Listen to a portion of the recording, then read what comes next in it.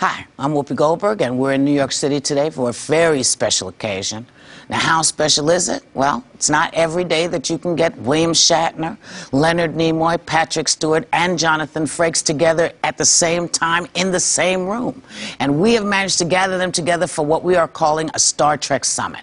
It's an opportunity to talk about Star Trek and the films and other points of interest, and I'm going to be your host. So we hope that you're going to find it, as Spock would say, fascinating.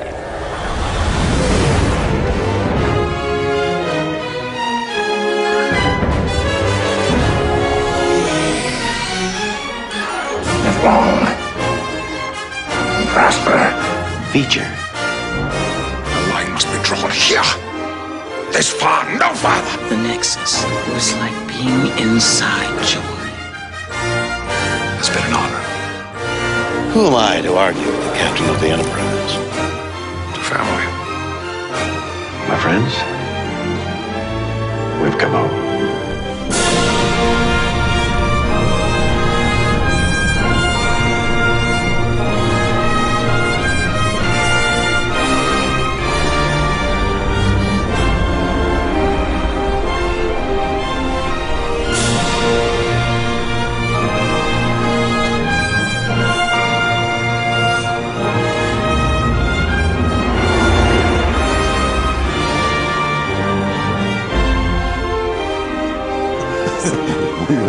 I'm wondering what it is. I want to welcome everybody to the first Star Trek Summit.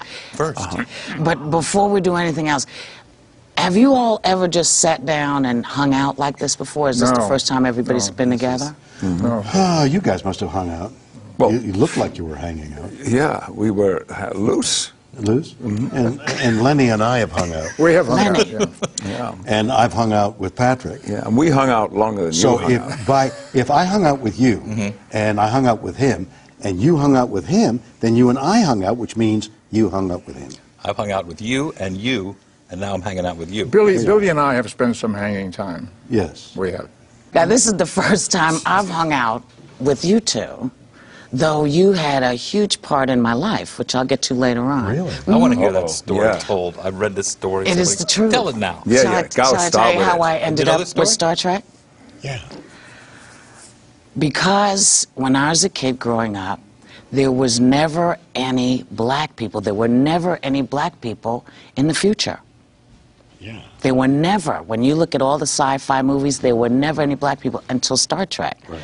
And Nichelle Nichols, not only was she stunningly gorgeous, but she was working there. She was the communications officer, and she knew stuff. So years go by, LeVar Burton comes to my house, I'm hanging out, I said, what are you doing? He said, I'm getting ready to do Star Trek. I said, what do you mean Star Trek? He said, they're making a new Star. I said, tell them I want to be on. A year goes by, I hear nothing. I call him, I say, did you tell them? He said, yeah, but they didn't believe me. Because this was when I was still a big star, you know. And they said, they told me, he said, that if you really want to do this, you'll call. So I called. And so they said, let's have lunch. So I went down and I sat with... All the big wigs. No, actually it was just...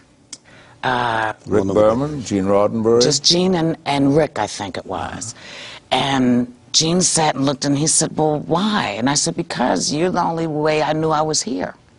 So I'd like to be that for somebody else. Yeah. And he said, you're serious? I said, yeah. He said, but it's a TV show. I said, it's the future, man. So he built me 10 Forward, and that's how I became Guinan, named after Texas Guinan, all because of your show. Wow. So. Well, Great. I feel responsible in a very remote way, though. Well, you listen. We were hired hands. Yeah, but still, do you, when people say these kinds of things, see, I'll ask all of you this, when people come up and gush, because I know you go to the conventions and people stop you on the stage and go, oh my God, you changed my life.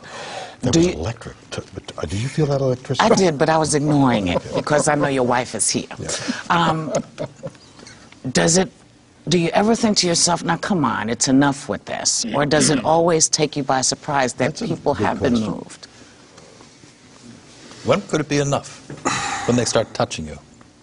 Yeah, inappropriate behavior, inappropriate physical contact is too much. I find. But that's never been your policy. Can you define inappropriate? Well, you know, people want you to sign body parts, for instance. Yeah, yeah. Sometimes I've done that. they're no longer attached. You have done? I've never never signed a body part. No, I won't. You know what? I won't sign money either. I think it's because I'm not an American citizen. I feel if I were to sign a dollar bill, that they might arrest me or take away my green card, you know?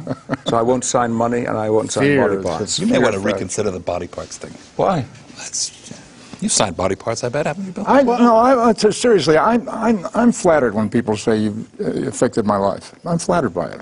But there are permutations. I remember an experience I had early on because Spock is the science officer and supposed to have all this amazing scientific knowledge. I was invited to go to Caltech, a major technical institute of learning, and I was introduced to these genius young people, and they're talking their way through their projects, explaining to me what they're doing, and I don't understand a word, not a word about what they're saying, and I'm just nodding sagely, and then finally they finish explaining what they're doing, and then they would say, well, what do you think, you know? And I would wisely say something like, you're on the right track. You know? It can be embarrassing. You know? Hoping they wouldn't say what track. I'm hoping they wouldn't say what track was that. Right. Because they're so identified with the character. Yeah. You know. But if you treat the question seriously, I mean, not sort of inappropriate behavior, but however you define that, but what we know to be true, like NASA, in the days when we were doing the show, NASA would be sending up rockets trying to get to the moon, and our ratings would go up when the rocket went up. And as our ratings went up, more money was appropriated to NASA because of the popularity of our show.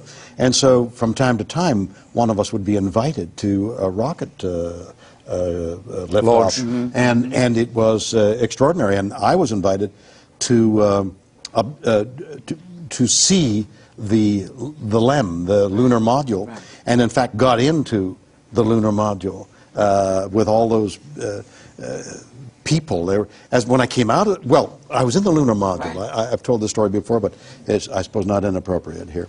And I was lying down in the hammock where ultimately one of the astronauts maneuvered the craft to the moon, and I'm looking there, and out, right over here, right here, is a lead window, a leaded glass window, so that you could see out. For some reason, they wanted the astronauts to be able to use a sextant or something to shoot the stars. And as I'm looking out at a star field that they were projecting from some place in the building, the Enterprise shot across. And when I came down, I never told you this story? No. And when I came down the stairs, because there was gigantic stairs, it was like coming out of some church, and walked down these stairs, there were 5,000 engineers that all collected. They were all in on the joke, because earlier in the day, when it was announced that I was coming, they went down to some place, and they bought a model, and all these engineers were putting the model together, and then they photographed it to shoot across. So they all laughed, and I came down and signed on the model that they finally made, "See you on the moon," because it was just shortly before they went to the moon. And that was part of the Star Trek popularity that fitted in with the culture and the society. We were there the day they rolled out the first space shuttle. Really? In Mojave, California, when this was the one that was mounted piggyback on the 747 to practice landings, and it was called the Enterprise. And the Air Force band played the Star Trek theme as that thing came rolling out of the hangar. It was an amazing event. Science in this country, to a large degree, has been inextricably linked with Star Trek. And many, many engineers would say time and time again that they had gone into their fields because of viewing Star Trek and had become these renowned engineers or scientists. The other thing I wanted to ask you is, now, you didn't grow up with Star Trek, right? This wasn't a show you were aware of. Jonathan, did you come up knowing about it? No. So comes this script, I knew about it, but not to the point that my wife had his picture on her wall. Jeannie had? Yeah, and then... I was hoping you would say a body part, but no. And then after I got the show, and I went home to visit my mother in Bethlehem, Pennsylvania, I've told you this story. Yeah, yeah. The refrigerator in my little house in Bethlehem had his picture on it. You know? But he's not bitter about Not at all. And now, it's got Leonard's picture. That's because I